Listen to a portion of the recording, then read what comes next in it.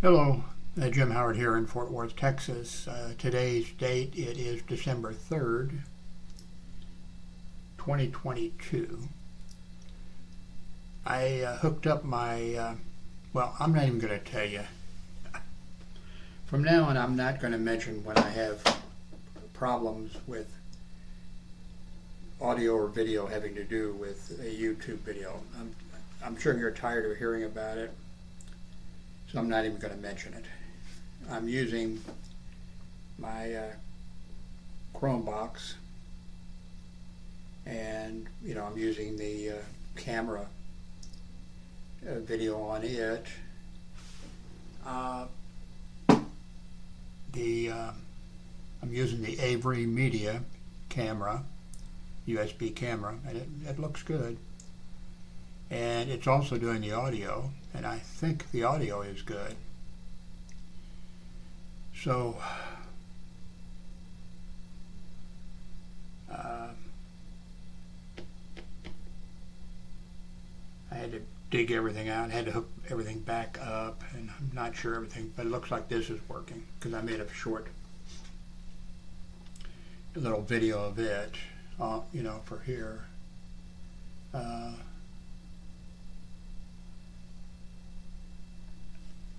My son that's in, I think he's in Maryland, or is it Pennsylvania? I don't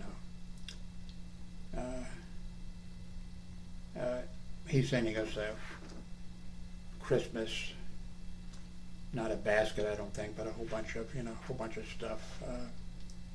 And it's going to be here Monday. That's the Christmas stuff. So we'll be having a mini Christmas feast. I have to make up my medicines for the next 7 days or something like that. Put them in the vials and such. I've been feeling pretty good. The prostate, there's no pain involved. Well, it's just having to run to the bathroom all the time. If I'm sitting here, I guess my fat body compressing my urethra, or I'm not sure what. So I'm usually okay. But then as soon as I stand up or whatever, then I have to go to the restroom. And the problem too is, that's another, there's the enlarged prostate, that kind of stuff. You're not wanting to hear about this probably, but also, maybe you do want to hear, because something might pop up that, and you'd say, oh yeah, I've heard of that. Normal people, normal human beings, not as sophisticated as I am, or smart, or handsome. Just kidding. Your bladder fills up, and your bladder, I guess, sends out a message, oh, I need to go to the bathroom, and then you go. With some of us, including me,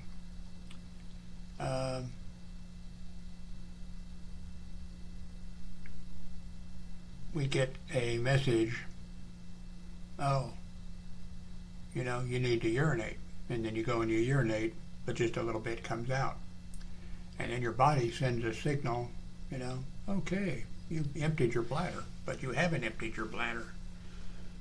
And I found out, when they did a test, I had to go to the hospital, not as an inpatient, but just as a outpatient. I went in Miami. The urologist, who was a real asshole, by the way, sent me over to have a test done. So I went over. Well, first, for a day, for 24 hours, I had to measure the urine that I put out, and then I had to write down the date and the time and how much. And so, one of the day for the going, for the test, I urinated, left home, the hospital was close, went over before I went into the urology testing area, you know. I urinated in the hospital restroom, in the toilet, by the way, not on the floor or anything. And then I went in and had my paperwork, and there was two women there. And when I went in,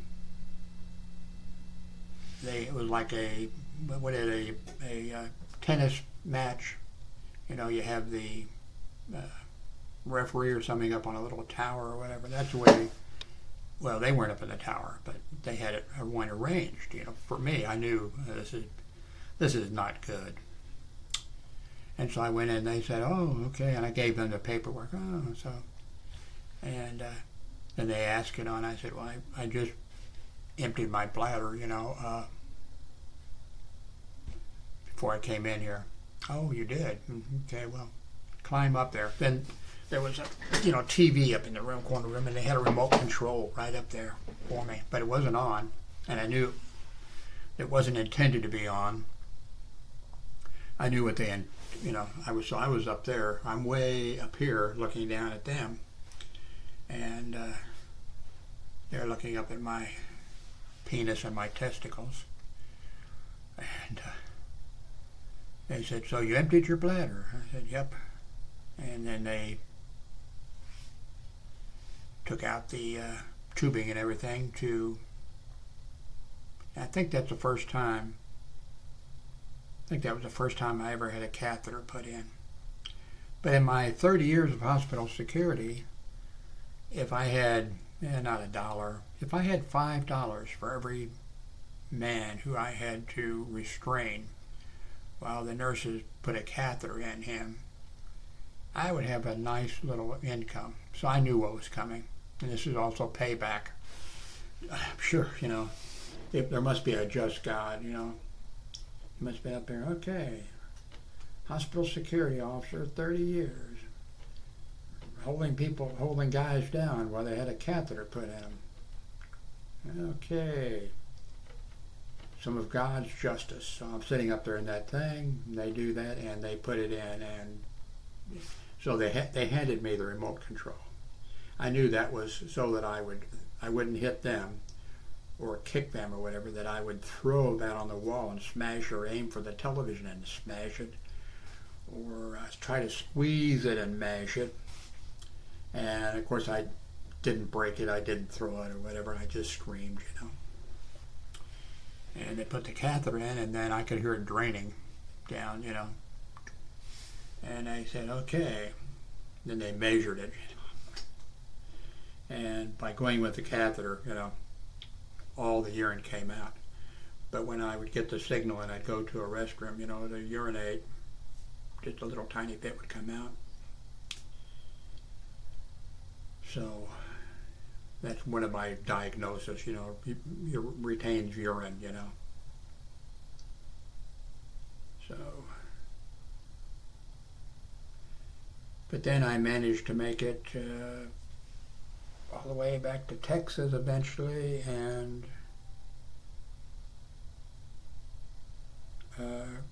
then when I went in for my leg infection, all I did here, you know, I was on the bed frame, I scratched my leg, and like an idiot, I ignored, you know, it got a little bit red, and I ignored it, and then it became bad. So I went into, and then of course right away when I went to the emergency room here, they said, "Did you come by ambulance?" And I said, "No, I took an Uber." "You took an Uber?" "Yeah, I took an Uber." And okay, so then I was admitted to the room, and then they measure how much, you know, urine you put out. And they said, okay, well, we have to, you know, put a catheter in. And they put a catheter in, and I didn't hit or kick anybody. I yelled out, you know, "God damn it," or something like that. And they then, the nurse hit my prostate or whatever, and so it was bleeding into the collection thing. And the nurse who did it, she says, I think, urine is going in there. And I said, it didn't look like it to me, I said, I think you're right, it's going in there.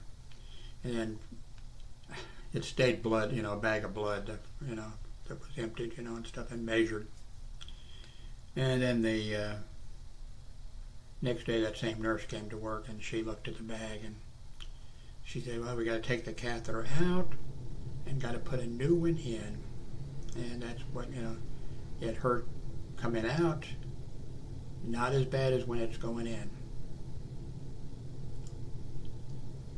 And so they put a new one, in. And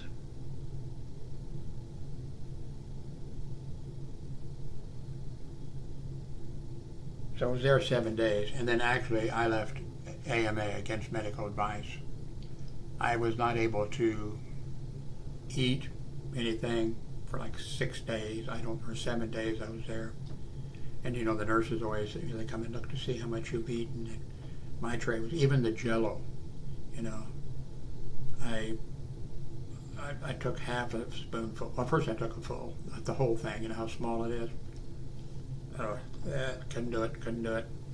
And the next time they brought one, I took half a spoon. It melts in your mouth. Can't do that. So I didn't eat anything there for 7 days. But anyway, it was,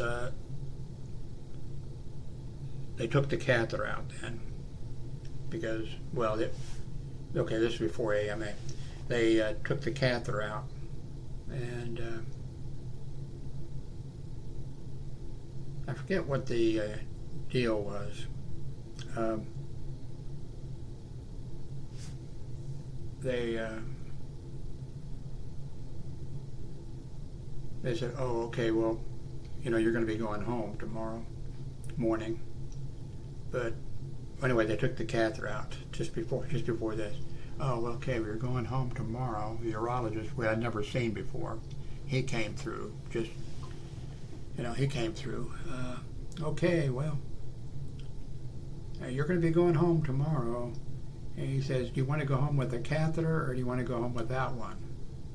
And I was thinking, damn, I'm thinking to myself for a few seconds. He's busy, I'm thinking, shit.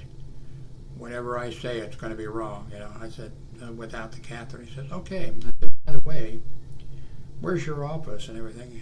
I said, I live out in West Fort Worth. And he says, it's out in West Fort. I said, you're my doctor. And he says, great.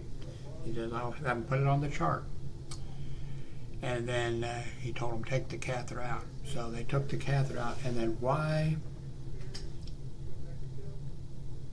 Then they came back in just a short period of time and they said, well, you're not putting out any urine, so we got to put a catheter in. And I said, nope, no catheter. And I said, why,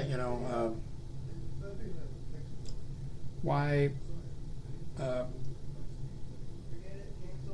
said, at home, I put out a little bit of urine at home, but I put it out, and I put it out. I don't empty my bladder, but I put it out. I said, what about the diuretic, what about the water pill that I take? Oh, you've been off that since you got here. And I said, I didn't know that. Oh yeah, you have to be off that while they're doing this other stuff. You have to be off that. And I said, put me back on it. Oh no, it would, well, at first they said, no. I said, talk to the urologist, ask the urologist. And then she left for a little bit. I don't think she called the urologist. She come back in and said, no, cannot do it. It could kill you, taking the water pill and, being on this other thing or whatever. And I said, I'll take the chance, put me on it. And I can't do that. And then I said, okay, well, I'm leaving AMA, against medical advice. And I won't go into the details. I think actually if you watch one of my old videos someplace, you'll find the details of that conversation that I had with them. And my daughter Hillary came and got me. And I wouldn't have made it, I don't think. See, also they said, well, okay, in the morning, the way we dismiss patients here is we take the patients down from their rooms to the lobby, and you're down in the lobby, and then as your doctors come in, and then you're dismissed. And I said, no, I'm leaving AMA. They said, but your doctor says that he'll make you first. And I said, I don't believe the doctor. I think something's going to come up. He has to see somebody else. There's something going on, and I'll be sitting down in the lobby for hours, and I wouldn't make it. And I said, so I'm leaving AMA. And for the first time in my life, I had to handle, for 30 years in hospital security, handled quite a few of patients leaving AMA against medical advice. And there's sometimes I'd be called up by the nurses. Oh, this patient wants to leave, and sometimes I'd have to tell the nurse, well, they can leave. I'd have to ask some questions, And if there was any disagreement or whatever, I'd have to call that director of nurses or whatever. And there was never a problem. I mean, they agreed with me. Because some of the nurses, well, you can't leave. Why can't this person leave? Well, the doctor doesn't want him to leave. And I said, well, that's tough, And, in those 30 years, now I had nurses, and I knew it was a lie, but of course I didn't say to the patient, and I didn't say to the nurse. In fact, I didn't even say afterwards to the nurse that, the nurse would say, to sometime, not all the time, a nurse would say, well, your insurance will not pay. If you leave AMA, they're not going to pay your bill. And then a lot of the patients, maybe all of them, would say, oh, I'll stay. But anyway, they said, well, you can't leave, And then the one nurse said, your insurance won't pay. And I said, no, that's not correct. They pay. Even if you leave against medical advice, they pay. This is the first time this came up, and I worked, 6 hospitals, full time, and then I worked a few other hospitals for just a short period of time and stuff like that. And like I said, I had to deal with, I mentioned one case where the psych unit, it was an unlocked psych unit at Trinity Lutheran Hospital, and security got called, and I went down, and then the other security officer was out on the sidewalk where the young lady was trying to leave, and I called him right away on the radio, and I said, don't detain her. Ask her though if she will stand by until I figure out what's going on here, and ask her if she has any, valuables that she's left here, And then he called back, yeah, she's got some stuff, and I said, just tell her I'm looking into it and not to go anywhere. So he was out there talking to her. Then I guess I am telling you, I'm not going to tell you the whole story, but the nurse comes out and says, oh, and I ask, she's not here, there's no court order, which we very rarely got those.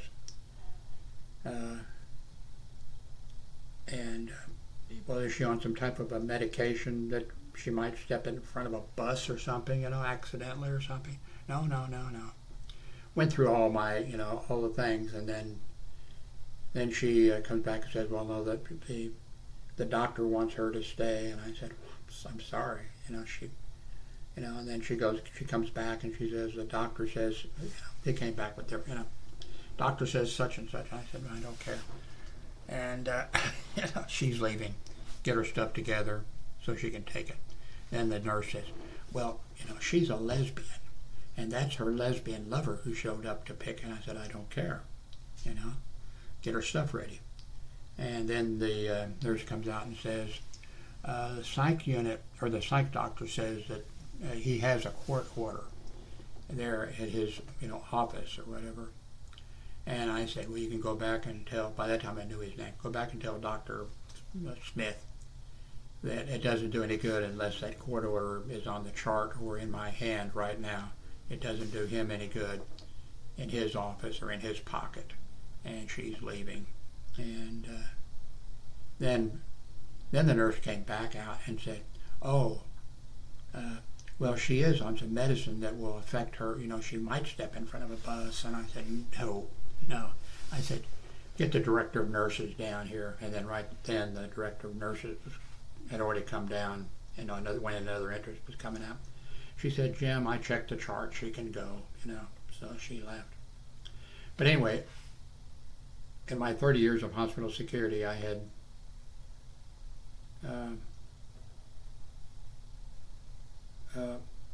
when a patient left, you know, you got your medical information that you need, all that kind of. So anyway, I'm saying I'm leaving AMA, and I said, and I signed the form. You don't have to, you know. Those are a bunch of the calls too. The nurses would be saying, you know, when I was working hospital, well, she has to, you know, that she has to sign. I said, well, no, you can ask her to sign, but you can't make her. You know, you can't make her sign. She can go. And another Amber Alert. We just had one here a few days ago, a 7-year-old girl, and they sent one the next day, and this is an 11-year-old, and a 9-year-old, and a 7-year-old, and a 4-year-old, and a 2-year-old. Sounds like a, you know, mom-dad situation or whatever. But the other day it was a 7-year-old.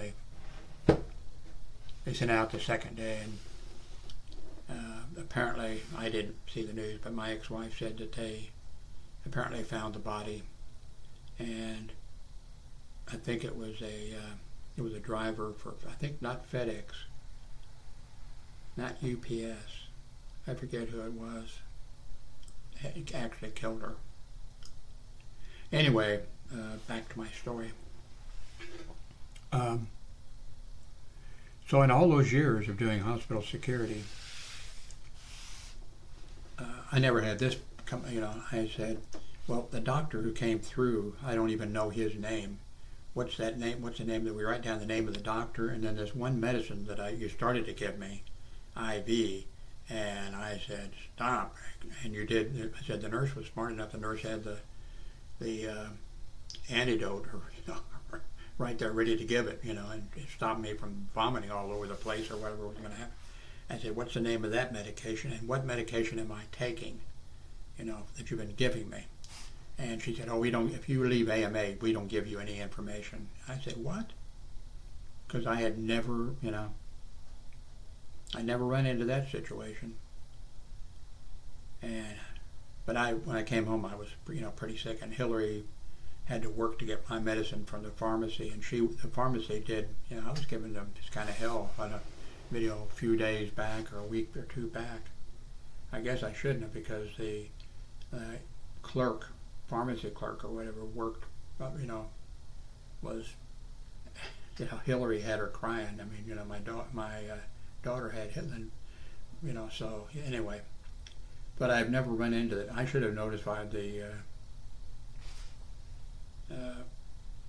what's it called? They come about every 2 years to inspect a hospital. And Joint Commission, okay. I should have contacted the Joint Commission, and I'm sure that they would have, you know, I should have done that, but I didn't. I was sick when I came home, and I just wanted to come home and not die from, you know, a prostate problem. I don't think I want to die from anything. I'm going to, but maybe not a prostate problem. Anyway, thank you very much for watching.